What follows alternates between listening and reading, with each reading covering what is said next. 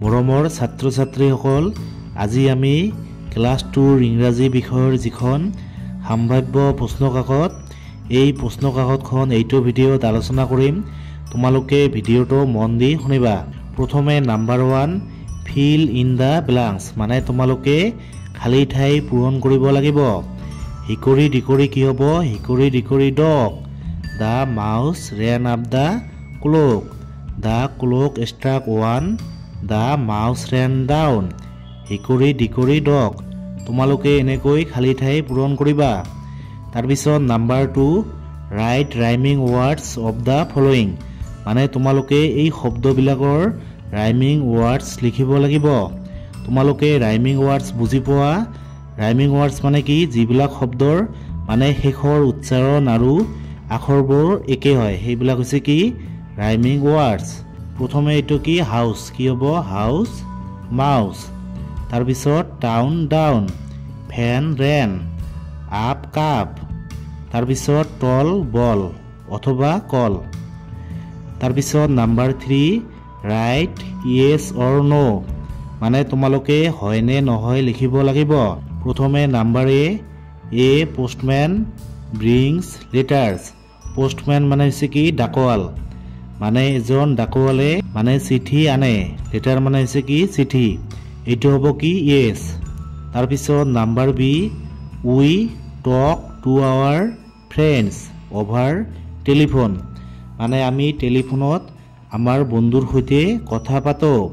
এইটো হ'ব য়েছ। তাৰপিছত number C, we can play games on a computer, মানে আমি কম্পিউটাৰত গেম খেলিব পাৰোঁ। এইটো কি হ'ব? এইটো হ'ব য়েছ। তাৰপিছত নাম্বাৰ ডি, উই চেণ্ড মেছেজেছ থ্ৰু মোবাইল ফোনছ, মানে আমি মোবাইল ফোনত মানে মেছেজ পঠাব পাৰোঁ বা আমি মোবাইল ফোনৰ জৰিয়তে মেছেজ পঠাব পাৰোঁ। এইটো হ'ব য়েছ। তাৰপিছত number 4, answer the questions using yes I do or no' I don't, মানে তোমালোকে য়েছ আই ডু অথবা ন' আই ডু নট এই দুটা লিখি তোমালোকে এই প্ৰশ্নবোৰৰ উত্তৰ দিব লাগিব। প্ৰথমে A number, do you exercise regularly, মানে তুমি ৰেগুলাৰ এক্সাৰচাইজ কৰা নে? তোমালোকে লিখিবা যে য়েছ আই ডু, মানে হয় মই প্ৰতিদিনে এক্সাৰচাইজ বা ব্যায়াম কৰোঁ। তাৰপিছত B number, do you wash your hands before eating, মানে খোৱাৰ আগতে তুমি হাত ধোৱা নে? তোমালোকে লিখিবা যে য়েছ আই ডু, মানে হয় মই খোৱাৰ আগত হাত ধোওঁ। তাৰপিছত C number, do you eat uncovered food. Food মানে হৈছে কি? খাদ্য, মানে তুমি মানে ঢাকি নৰখা খাদ্য খোৱা নে? ইয়াৰ এনচাৰ কি হ'ব? ন' আই ডোণ্ট, মানে নহয় মই নাখাওঁ। তাৰপিছত D number, do you finish your homework on time, মানে তুমি সময়ত হোমৱৰ্ক কৰা নে? তোমালোকে লিখিবা যে য়েছ আই ডু, মানে হয় মই কৰোঁ। তোমালোকে হোমৱৰ্ক বুজি পোৱা? মানে তোমালোকৰ ছাৰ বাইদেৱে মানে ঘৰত পঢ়িবলৈ যিবিলাক দিয়ে সেইবিলাক হৈছে কি? হোমৱৰ্ক, মানে গৃহ কৰ্ম। তাৰপিছত E number, do you play football, মানে তুমি ফুটবল খেলা নে? প্লে মানে হৈছে কি? খেলা। তোমালোকে লিখিবা যে য়েছ আই ডু, মানে হয় মই ফুটবল খেলোঁ। তাৰপিছত number 5, add CS or ES and make meaningful words, মানে তোমালোকে এই খালী ঠাইত চিএছ নাইবা এছেছ লিখি মানে এটা অৰ্থপূৰ্ণ শব্দ বনাব লাগিব। প্ৰথমে কি হ'ব? BEN কি হ'ব? চিএছ। কি হ'ল? বেঞ্চ। বেঞ্চ মানে হৈছে কি? আমি যে বেঞ্চত বহো, এই যে বেঞ্চ। তাৰপিছত এইটো কি হ'ব? MATCH কি হ'ব? কি? মেচ। মেচ মানে হৈছে কি? মানে GSLIৰ বাকচ। তাৰপিছততো কি হ'ব? CHAIR কি হ'ব? চেয়াৰ। চেয়াৰ মানে চকী। তাৰপিছততো হ'ব চক। CHALK কি হ'ব? চক। আমি যে বোৰ্ডত লিখোঁ এইটো হৈছে কি? চক। তাৰপিছততো কি হ'ব? SHOP কি হ'ব shop shop মানে হৈছে কি দোকান তাৰ পিছত হ'ব কি SHIP কি হ'ব ship ship মানে হৈছে কি জাহাজ তাৰ পিছত number 6 rearrange the letters and form words মানে তোমালোকে এই আখৰবিলাক মানে ঠিক কৰি লিখি এটা শব্দ বনাব লাগিব প্ৰথমটো যদি আমি ঠিক কৰি লিখো তেনেহলে কি হ'ব ওগা ওগা মানে হৈছে আমি যে মানে যোগা কৰো এটো হৈছে ওগা তাৰ পিছত এটো কি হ'ব ওয়াশ ওয়াশ মানে হৈছে মানে সাফা কৰা পৰিষ্কাৰ কৰা তাৰ পিছতটো কি হ'ব বাত মানে হৈছে কি গা ধোৱা তাৰ পিছতটো হ'ব ব্ৰাশ আমি যে ৰাতিপুৱা মানে দাঁত ব্ৰাশ কৰো এটো হ'ব কি ব্ৰাশ তাৰ পিছত number 7 write a word that begins with the following মানে তোমালোকে ch তাৰ পিছত sh তাৰ পিছত gr